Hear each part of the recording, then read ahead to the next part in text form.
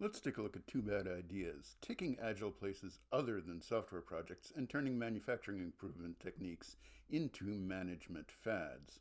This channel is about agile project management in software development. I mean specifically in software development, because taking agile other places is risky. It's fairly safe for some design projects, but many other projects really shouldn't have agile anywhere near them.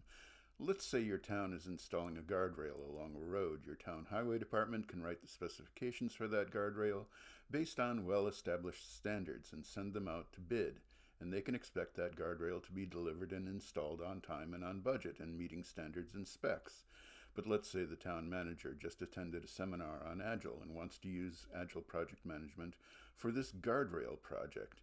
At best, it's pointless. At worst, you're going to get a weird guardrail, pay more for it, and it could be dangerous. Don't use an agile approach to developing rockets, for example, and worst of all, don't use the word agile to describe your ill-planned, chaotic product development approach.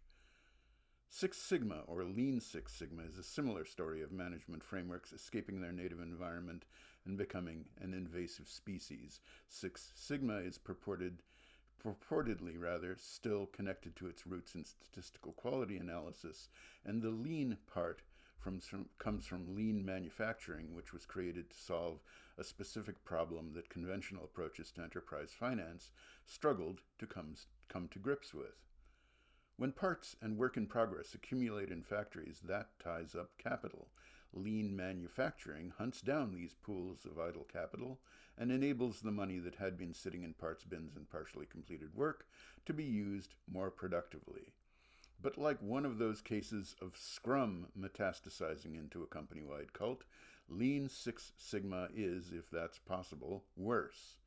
Instead of just a Scrum Master and product owner titles and annoying jargon, you get Lean Six Sigma black belts and master black belts and green belts, and it turns into a cult or a mafia or a priesthood with in-group and out-group dynamics that are incredibly toxic. As if the universe conspired to punctuate my analogy here, I even found a YouTube video titled Six Sigma versus Scrum.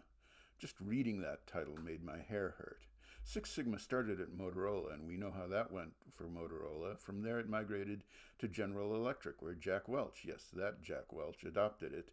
And that's the second big formerly great enterprise Six Sigma helped to destroy. Six Sigma has a record of failure, and yet it spread and grew until about 2004, when people began to notice that it was a cultish management fad. It's been in decline ever since, but remnants of it are still floating around, including at Boeing. Oh, and it almost infected Google when Andy Rubin decided to buy Motorola, along with other things that ended Andy Rubin's career at Google. Lenovo owns it now, and mainly in the form of a brand name.